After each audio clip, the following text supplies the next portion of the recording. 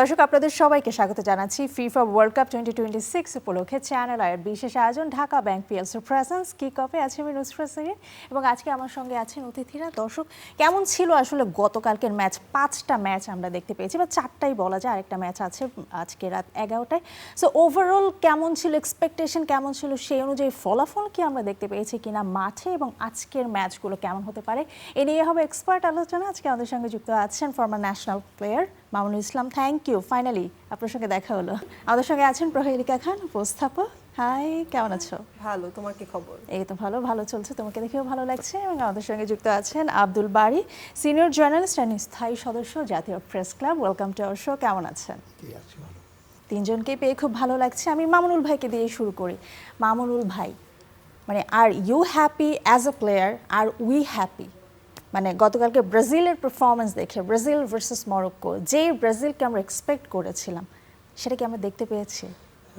আসলে না, কারণ এক্সপেকটেশন তখনই থাকবে যখন লাস্ট 2-3 বা লাস্ট ম্যাচগুলিতে ভালো পারফর্ম করবে, বিকজ লাস্ট 4 ইয়ার্স ধরে ব্রাজিলের অবস্থা ভালো না। বাট ব্রাজিল আঞ্চলিক দায়িত্ব নেওয়ার পর বেশি দিন হয়নি দায়িত্ব নিয়েছে। আঞ্চলিক দায়িত্ব তার আন্ডারে 10টা ম্যাচ খেলা, দায়িত্ব নেওয়ার পর একটা টিম স্কোয়াড তৈরি করেছে এবং স্কোয়াডের সবই সিনিয়র প্লেয়ার, ম্যাচুরড প্লেয়ার, এবং হচ্ছিল লং টাইম ব্রাজিল টিমে খেলা 2-1-4 যদি আপনার এবং performer, Vinicius Junior, Raphinha, lastly Spanish লিগের ওয়ান অফ দ্য বেস্ট পারফর্মাররা ওই টিমে। বাট আপনার যদি ভালোভাবে আপনি যদি দেখেন, মরক্কো লাস্ট 4 বছর, মানে লাস্ট ওয়ার্ল্ড কাপ থেকে এখনো পর্যন্ত মরক্কো খুব ফর্মে আছে। এবং আমি যদি লাস্ট স্ট্যাটটা দেখি, লাস্ট 29টা ম্যাচ তারা আনডিফিটেড। এইটা নিয়ে 30টা ম্যাচ হলো এবং লাস্ট 7 ম্যাচে তারা কোনো গোলই সেভ করে নাই। মানে এইটাই বললাম যে মরক্কো লাস্ট ওয়ার্ল্ড কাপ থেকে এখনো পর্যন্ত, লাস্ট ওয়ার্ল্ড কাপে আমাদের সবাইকে সারপ্রাইজ করছে, কারণ তারা সেমিফাইনাল গিয়েছে বেলজিয়াম, স্পেন এবং পর্তুগালের মতো টিমকে হারিয়ে। দেন তাদের কোচ চেঞ্জ হয়েছে, নিউ কোচ আসলো, তাদের খেলার ট্যাকটিক্স, টেকনিক্যাল সাইড অনেক কিছু চেঞ্জ হয়েছে। তারা তখন ফুল ডিফেন্ডিং, মানে প্যাক ডিফেন্ডিং খেলতো, কাউন্টার অ্যাটাকে যেত। বাট এই কালকে তারা স্টার্টিং 35 মিনিটস আমাদের, মানে যারা ম্যাচ দেখে, যেমন আমি 4টায় ম্যাচ নিশ্চয়, আমি 3টা 40-এ 50-এ উঠছে, ঘুম চোখ থেকে যায়, তখন পর্যন্ত যায় নাই। যখন সাডেনলি 10-15 মিনিট ম্যাচ দেখছি, তখন আর ঘুম আসেনি, কারণ এত প্রেশার, এত ইন্টেন্সিটি, এত প্রেসিং করে ফুটবল খেলছে। মানে 35 মিনিটসে আপনার ব্রাজিলকে তার ছন্দ ফুটবল বা তার সুন্দর ফুটবল খেলাটা একদমই খেলতে দিল না, এবং একসঙ্গে ডমিনেট করলো। সেকেন্ড হাফে যে তাদের 1-1 হওয়ার পর তারা কিছু জিনিস ট্যাকটিক চেঞ্জ করেছে। তারা সেম ডিফেন্ডিং, আপনার ডিপ ডিফেন্ডিংয়ে চলে গিয়েছে এবং তাদেরকে ব্রাজিলকে ব্রাজিলের হাফে খেলার সুযোগ দিয়েছে। যখন মরক্কো বল পেয়েছে, মরক্কো ব্রাজিলের হাফে খেলছে, তাদের হাফে কিন্তু টাচ বেশি করে নেয়, এবং সব দিক দিয়ে, সব পজিশন দিক দিয়ে মরক্কো এগিয়েছিল। অনলি ব্রাজিলিয়ান একটা প্লেয়ার আপনাকে, মানে ফুল টিমের মধ্যে একজনই পারফরমেন্স আমার কাছে মনে হয়েছে ভালো পারফরমেন্স করছে, ভিনিসিয়াস জুনিয়র। পুরো টিম 11, মানে 10 জন ছিল এক পক্ষে, ভিনিসিয়াস একা খেলেছে পুরো টিম, এক্সট্রাঅর্ডিনারি গোল করেছে এবং ট্রাই করেছে, চেষ্টা করেছে। ওর যে আপনার স্পেশালিস্ট 1 ভার্সেস 1 করা, থ্রেড, হাকিমির সাইডে থ্রেড দেওয়া, হাকিমি উল্টা তার সাইডে থ্রেড করছে, কারণ মরক্কো প্রত্যেকটা অ্যাটাক রাইট সাইড দিয়ে হয়েছে, ব্রাজিলের প্রত্যেকটা অ্যাটাক লেফট সাইড দিয়ে হয়েছে। এবং আমি বলবো যে ডিফারেন্স ম্যাচে অনেক বেশি। মনে হলো যে ব্রাজিলের ছন্দে এখনো আসে নাই, মরক্কোর ছন্দে আসছে। লাস্ট যে ওয়ার্ল্ড কাপে ডিপ ডিফেন্ডিং কাউন্টার অ্যাটাকে ফুটবল খেলেছে, বাট ব্রাজিলের সঙ্গে সে ওই ফুটবলটা করে নাই। ডাইরেক্ট ফার্স্ট হাফে ফুল প্রেসিং, প্রত্যেকটা জায়গায় ডুয়েট বলে উইন করা, অ্যাটাক ফিনিশ করা, ব্রাজিলিয়ান মিডফিল্ডারকে আপনার কন্ট্রোল করতে না দেওয়া, সবকিছু দিয়ে আপনার মরক্কো অনেক দূরে এগিয়েছিল। যেটা বলেন ফার্স্ট 35 মিনিটস আসলে মনে হচ্ছে যে এক পেশে হচ্ছে ম্যাচ। পরবর্তী আরো জানবো, প্রহেলিকার কাছে জানতে চাই, as I know you are a big fan of Brazil, if I am not wrong, right? So গতকালকার ম্যাচ দেখা কি হয়েছিল কিনা? ওকে, আমি এখনো বিধ্বস্ত, কারণ আমি সারা রাত ঘুমাইনি। তো ব্যাপারটা ছিল যে খেলাও তো বুঝি না, কিন্তু ব্রাজিলের ফ্যান ছোটবেলা থেকে, ব্রাজিল মানে হচ্ছে দেখতেই হবে। তো প্রথম গোলটা হওয়ার পর তো মানে লিটারেলি Heartbeat হাত পা শেষ। কাঁপা শুরু করছে। আমি জাস্ট চোখ বন্ধ করেছিলাম, একটু করেছিলাম। আর একটা সমস্যা হয়েছিল যে আমি অ্যাপসে খেলা দেখছিলাম টফিতে, তো ব্যাচেলর মানুষ থাকি তো, টিভি নেই বাসায়, তো আশেপাশে মানুষজন চিৎকার দিচ্ছিল, আমি ভাবছিলাম কি না কি হচ্ছে। সো যখন ফাইনালি ব্রাজিল গোলটা করলো, একা রুমে একা ছিলাম অ্যান্ড একা একা চিৎকার দিচ্ছিলাম, আর আমি মানে আমি ফিল করতেছিলাম যে আমার চিৎকারটা কেউ শুনতেছে কিনা আশপাশ থেকে, আমাকে কেউ দেখতেছে কিনা যে এই মেয়েটাও এনজয় করতেছে একা একা। বাহ, সো ভালো লাগা ছিল। পরে আবার যখন মানে যখন ড্র হ্যাঁ, হলো তখন আমার ঘুমটা মন আসলে খারাপ ভালো হচ্ছে। হয়নি, এখনো মনে হচ্ছে একটু চাটা খেলে ভালো হতো। ওকে রাইট, বাট তুমি কি জানো, মানে তুমি বলছিলে যে বাসায় বসে খেলা দেখাও, যেহেতু টিভি নাই, আই স্ক্রিনে কিন্তু খেলা দেখার খুবই সুন্দর ব্যবস্থা রয়েছে। যে বলুন ট্রফিতে দেখি, আইসক্রিনে দেখবো। No, you হ্যাঁ, should আজকে watch এখান it. থেকে গিয়ে আমি You সাবস্ক্রাইব should করব। watch in iScreen. It's more clear. So iScreen এর সবগুলো খেলা লাইভ যাবে, তুমি সেখানে দেখতে পারো। আমি তো ভালো বাড়ি একটা ভাইয়ের কাছে যেতে চাই। বাড়ি ভাই আসলে কেমন এনজয় করেন ফুটবলের বিষয়টা? আপনি নিজেও একজন জার্নালিস্ট, দীর্ঘ বছরের অভিজ্ঞতা, এবং টি স্পোর্টসে খেলা দেখানো হচ্ছে, আইস্ক্রিনে খেলা দেখানো হচ্ছে। এই যে শুরুতে আমরা আগে টেলিভিশনে দেখতাম, এখন মানে অনলাইনেও দেখতে পাই। প্রহেলিকার মতো যারা আছে সবাই কিন্তু বাসায় বসে এখন মোবাইলে বসে খেলা দেখতে পায়। এই জিনিসগুলো আসলে কতটুকু হেল্পফুল হচ্ছে? না, আমরা একসময় একটা বিজ্ঞাপন শুনতাম যে ছোট হয়ে আসছে পৃথিবী, এই যে হাতের মুঠোয় পৃথিবী, এই যে আপা বললেন যে বড় টেলিভিশনের পর্দা তো অনেকেরই আছে, 48 ইঞ্চি, 40 ইঞ্চি, 42 ইঞ্চি, যে যেরকম পারছে দেখছে, কিন্তু এই টেলিফোনটাকে যে একটা হাতের মুঠোয় একটা ছোট্ট স্ক্রিন, সেই স্ক্রিনে বসেও যে হইচই করা যায় এবং বড় টাইপের যে উন্মাদনা, ফিলিংসটা, হ্যাঁ। এই ফিলিংসটা যে অর্জন করা যায়, সেটা আপার বক্তব্যের মধ্যে চলে আসছে যে সে কিন্তু not only she, I also habituate to see or use the mobile screen. আমার সামনে ওই যে বড় টেলিভিশন দেখার সুযোগ নাই, মোস্ট অফ দি টাইম আমরা যারা কর্মজীবী লোক, আমাদেরকে কিন্তু এটাই আমাদের বড় সম্বল। আমাদের মোবাইলগুলোতে ওইভাবে অ্যাপ সেট আপ করা আছে হোল ওয়ার্ল্ডকে। আমি আমার টেলিভিশন একটা অ্যাপ আছে, আমি ম্যাপের উপরে টাচ করে যে দেশের সবগুলো চ্যানেল আমি দেখতে পারি, Oh, wow, nice. সবগুলো চ্যানেল একটা অ্যাপের মাধ্যমে। আমি জাস্ট ম্যাপটাকে ঘুরাইলে যদি মনে করি যে আপনি ফিলিপাইন দেখবেন, ফিলিপাইন টিপ দিবেন, ওর যখন চ্যানেল আছে সবগুলো দেখা যাবে। দারুণ, দারুণ। তা আমি টিপ দিলেই দেখতে পারি, আমি অ্যাপটা ব্যবহার করি। আচ্ছা, যাই হোক, আচ্ছা, প্রোগ্রামের পরে আমরা ওই অ্যাপটা সবাই নিয়ে আমি আমি একটা জিনিস বলি যে আপনি যেটা বললেন সেটা হলো T Sports. Right. T Sports হচ্ছে বসুন্ধরা গ্রুপের মালিকানাধীন একটা প্রতিষ্ঠান। হ্যাঁ। যদিও আমাদের টেলিভিশন আরেকটাও রয়েছে, যেটা নিউজ 24 আছে। টি স্পোর্টসটা হচ্ছে সেখানে খেলা দেখানো হয় এবং আইস্ক্রিনেও কিন্তু সেই খেলাটা যদি দেখানো আপনি হয়। কখনো টি স্পোর্টস ভিজিট করে থাকেন, এই টি স্পোর্টসের পিছনে এত গুরুত্বপূর্ণ যন্ত্রপাতি এবং যা সেট করা হয়েছে, তা এশিয়ার মধ্যে অন্য কোনো টেলিভিশনে এত ইকুইপমেন্ট আছে বলে আমি দেখিনি। If you like to see, then we can arrange যে কী রাখা হয়েছে। এ প্রসঙ্গে আমি একটা কথা বলি, অনেকেই বলে থাকেন বসুন্ধরা গ্রুপের যে চেয়ারম্যান আহমেদ আকবর সেলিম সাহেব, আমি আচ্ছা। কেন কথাটা বলছি যে উনি যেটা মনে করেন, উনি বলেন যে দেশ ও মানুষের কল্যাণে বসুন্ধরা, Same শুধুমাত্র জিনিসটা- ব্যবসা না, Right. শুধুমাত্র ব্যবসা না, স্পোর্টসের ক্ষেত্রেও মানুষকে যে টি স্পোর্টস দিয়েছে, যেটা আগে বাংলাদেশে এই প্রথম। এই জন্য আপনাদেরকে আমরা এই- ধন্যবাদ এই জানাতে চাই প্রথম। যে একদমই পূর্ণাঙ্গ একটি স্পোর্টস চ্যানেল এনেছেন, যেটা জি, আইস্ক্রিনে জি, জি, দেখানো আর হচ্ছে। এখন একটা কিন্তু ছোট্ট শুধু- বিরতি নিচ্ছি, শুধু তাই না, তারপর এখানে আবারও- আবার ইউ দেওয়া হয়েছে যে অ্যাপের সাহায্যেও কিন্তু আপনি এই দেখতে পাচ্ছেন। Exactly. আমি এই ব্যাপারে একটু বলবো হ্যাঁ, আপনাকে। শিওর। আমরা একটা ছোট্ট বিরতি নিয়ে আসি। দর্শক, আপনারা দেখছেন চ্যানেল আইয়ের বিশেষ আয়োজন Dhaka Bank PLC presents kick of. নিচ্ছে ছোট্ট একটি বিরতির সাথেই থাকুন।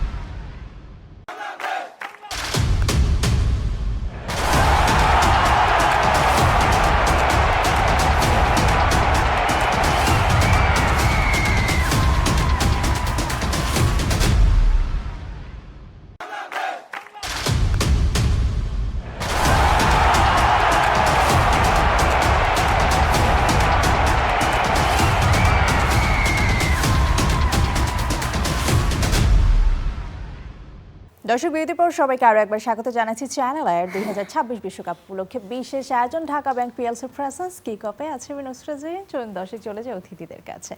মামুন ভাই, আজকে আরেকটা মনে হয় হাই ভোল্টেজ ম্যাচ রয়েছে, which is Netherlands versus Japan.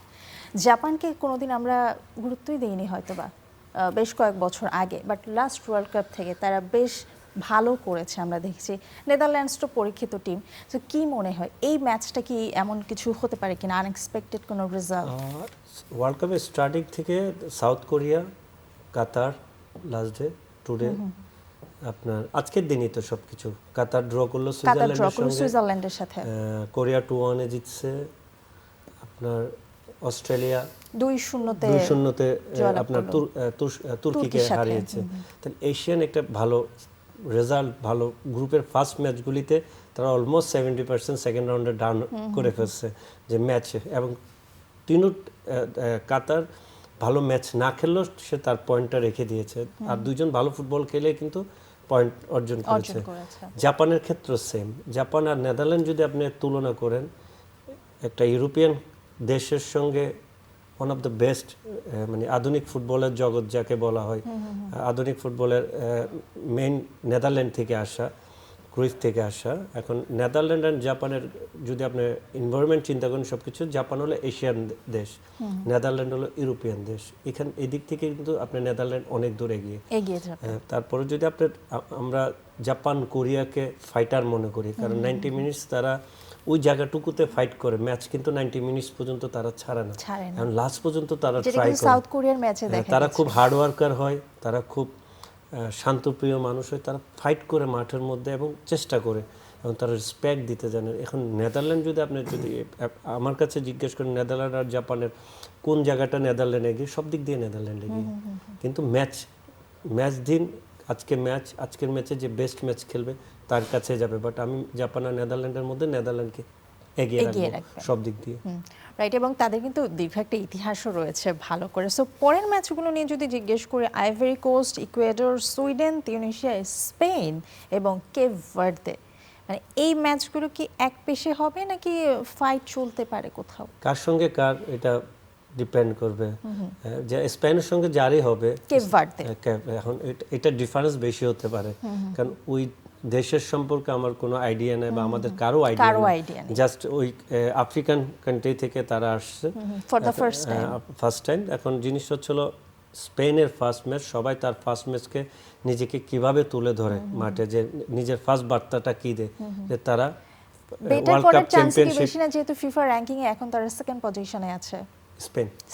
Spain তো অনেক দূরে গিয়েছে, নট অনলি সেকেন্ড পজিশন, আপনি ওয়ার্ল্ড কাপ জিতার মতো, চ্যাম্পিয়ন হওয়ার মতো ক্ষমতা দুইটা দেশের, আপনার 90% আপনি 80% দুইটা টিমকে আপনি এগিয়ে রাখবেন, একটা হলো স্পেন, একটা হলো ফ্রান্স। এই দুইটা টিমের স্কোয়াড বলেন, বেঞ্চ বলেন, 11 বলেন, তাদের যে বেঞ্চে প্লেয়ারগুলি আছে তারাও একটা দেশের জন্য 11 বেস্ট 11। তাহলে আপনাকে ওই দিক দিয়ে আপনি স্পেনকে আগিয়ে রাখবেন। আমরা যদি সুইডেন এবং তিউনিসিয়ার দিকে তাকাই, সুইডেন এগিয়ে, বাট কারণ সব মানে আপনার মেইন হচ্ছিল বিগত রেজাল্টগুলি থেকে আপনার আশা। এদিকে আপনার ইউরোপিয়ান সাইডের বেশিরভাগ ইউরোপিয়ান টিমগুলি আপনার ওয়ার্ল্ড কাপে ভালো করবে, কারণ তাদের অনেক player English league, Spanish league খেলে, দ্যাটস ওয়াই তাদের অভিজ্ঞতাটা অনেক বেশি। আমি মনে করি এদিকে সুইডেনকে এগিয়ে রাখবো। আমরা যদি ইকুয়েডর এবং আইভরি কোস্টের ম্যাচ নিয়ে জানতে চাই, আর ল্যাতিন টিমের সঙ্গে আফ্রিকান টিমরা কি করে, ল্যাতিনরা চেষ্টা করে ফুটবলটা খেলার জন্য, ট্রাই করে শৈল্পিক ফুটবলটা খেলার জন্য। সবাই আর খেলতে পারে না আগের ব্রাজিলের মতো শৈল্পিক ফুটবলটা। এখানে আপনাকে যদি আইভরি কোস্টের ক্ষেত্রে বলেন, তারা পাওয়ার ইউজ করবে। অলমোস্ট আপনি ফার্স্ট ম্যাচে মেক্সিকো বনাম সাউথ আফ্রিকার ম্যাচটাতে আপনি বুঝে গেছেন যে 3টা red card, that's mean last world কাপে, পুরো ওয়ার্ল্ড কাপে 4টা রেড কার্ড ছিল, একটা ম্যাচের ওয়ার্ল্ড কাপের ফার্স্ট ম্যাচে 3টা রেড কার্ড হলো। তাইলে আপনার আফ্রিকানরা যেটা করে, তারা স্ট্রং হয়, ডুয়েল জিতার ট্রাই করে, এবং তারা মানে খুব রাফ অ্যান্ড টাফ খেলে। এদিক দিয়ে আমি আইভরি কোস্টকে এগিয়ে থাকবে।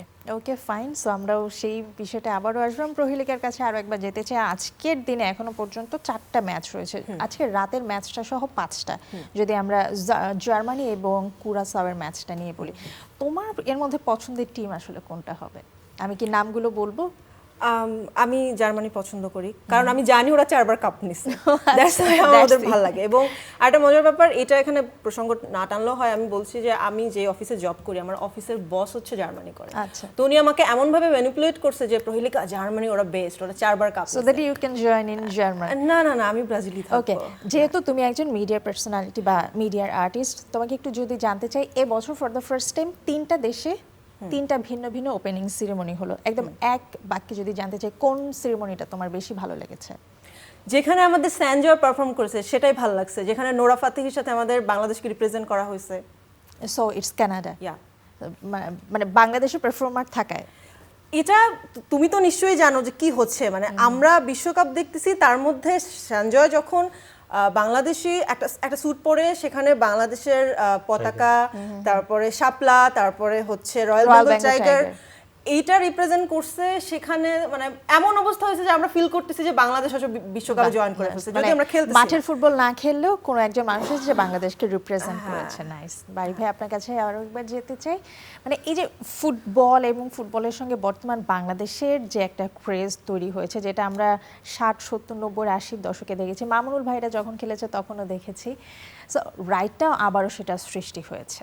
এক্ষেত্রে আসলে মানে কিভাবে দেখছেন বিষয়টা, কত দূর এগিয়ে যেতে পারে? ফুটবলটা পৃথিবীতে যত শো রয়েছে, 8 শো, এর ভিতরে ফুটবলের সমান তো আর কিছু নেই, যেটা হোল ওয়ার্ল্ডটাকে একটা সময় একটা প্ল্যাটফর্মে একটা জায়গায় দৃষ্টি নিবদ্ধ করে। যখন বিশ্বকাপের খেলা হয় সারা পৃথিবীর মানুষ এটা চোখগুলো সব স্ক্রিনে থাকে, একই জায়গায় থাকে, এত বড় 8 শো।